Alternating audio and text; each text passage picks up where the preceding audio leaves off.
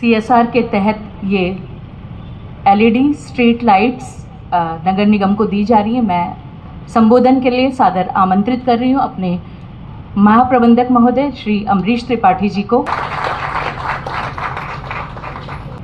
Honourable speaker madam, respected mayor Kotdwara, commissioner and Shri Suman Kotnala जी,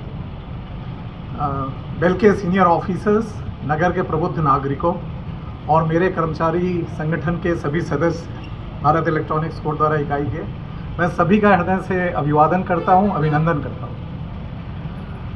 आप लोगों को भारत इलेक्ट्रॉनिक्स के बारे में जान के काफ़ी गर्व महसूस होगा, तो मैं सोचता हूं कुछ संस्थान की गतिविधियों के बारे में आपको बताऊं। अभी जो ऑपरेशन सिंदूर हुआ, जिसमें भारत की विजय हुई, सो आजकल युद्ध का नियम यह है कि जिसका आकाश उसका राष्ट्र। पहले ये होता था कि जिसका ग्राउंड उसका राष्ट्र। आजकल यदि आपने आकाश कैप्चर कर लिया तो आप युद्ध जीत गए। और उस आकाश कैप्चर करने में हमारे संस्थान का बहुत बड़ा योगदान है।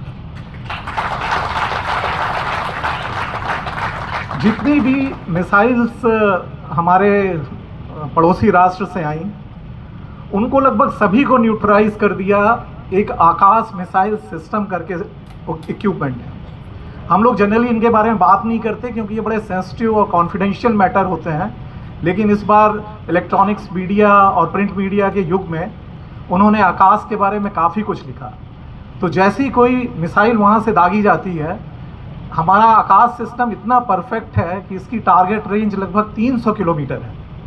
सो ज़्यादातर मिसाइल्स पाकिस्तान की उन्होंने वहीं न्यूट्रलाइज कर दी।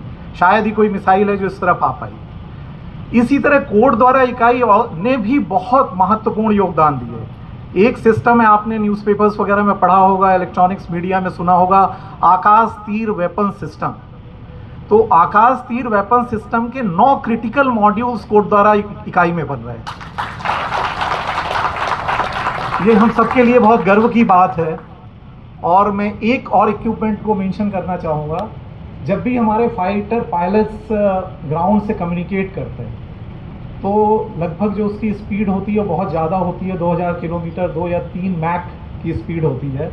और वो पूरा जो कम्युनिकेशन होता है वो इंक्रिप्टेड होना चाहिए कि यदि कोई उस कम्युनिकेशन को ट्रैप करना चाहे या इंटरप्ट करना चाहे तो वो नहीं कर पाएगा।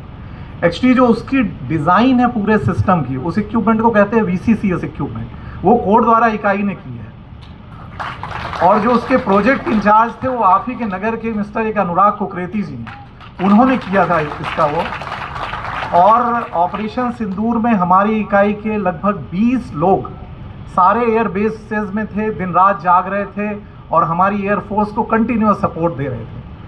तो चूँकि ये इकाई इस नगर में है और हम यहाँ के सब नागरिक हैं, तो हम इन सब बातों में गर्व महसूस कर सकते हैं। तो मैंने सोचा कि आप लोगों को इसको शेयर करूँगा। और जहाँ तक CSR का प्रश्न है, तो माननीय विधानसभा अध्यक्ष मैडम के सुझाव हमें मिलते रहते हैं और हम लोग उन पर त्वरित काम करने की कोशिश करते हैं।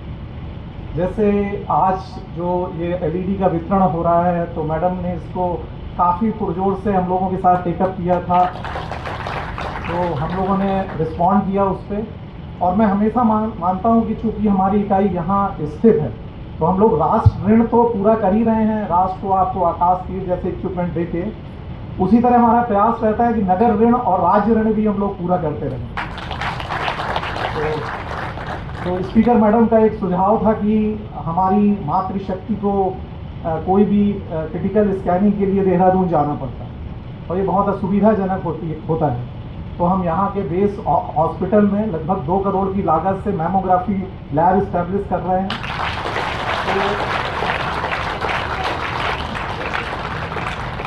तो अगले 6 महीने में जो अपने ऑपरेशनल हो जाएगी, तो ये जितनी हमारी माताएं बहनें हैं उनको बहुत सुविधा हो जाएगी। मैडम के और बहुत सारे सुझाव हैं, जैसे अभी हम लोग लगभग 50 लाख खर्च करके नए संयंत्र दे रहे हैं यहाँ के बेस हॉस्पिटल को, क्योंकि मैडम का जो शिक्षा और स्वास्थ्य के ऊपर ज़्यादा है। और इसी तरह से एक मैटरनिटी OT का निर्माण हम लोगों ने विचाराधीन है कॉर्पोरेट ऑफिस में, और मैडम कंटिन्यूअसली कॉर्पोरेट के टच में रहते हैं, हमारे CMD के टच में रहते हैं। तो इस तरह के और भी बहुत सारे प्रोजेक्ट्स हैं जिन पे हम काम कर रहे हैं नगर के लिए, जैसे कि जो हमने CCTV लगाया, उससे मुझे वरिष्ठ पुलिस अधीक्षक जी से एक बार वार्ता हो रही थी। वो बोल रहे थे क्राइम रेट काफ़ी इफेक्ट हुआ है, काफ़ी कम हुआ है, और क्राइम होते भी हैं तो हम लोगों को पकड़ने में काफ़ी सुविधा हो जाती है। तो उसके फेज़ 2 का भी प्रपोजल मैंने कॉर्पोरेट भेजा है, वो भी विचाराधीन है। तो हमारा प्रयास यही रहता है कि जो भी हम इस नगर के लिए कर पाएँ हम करें।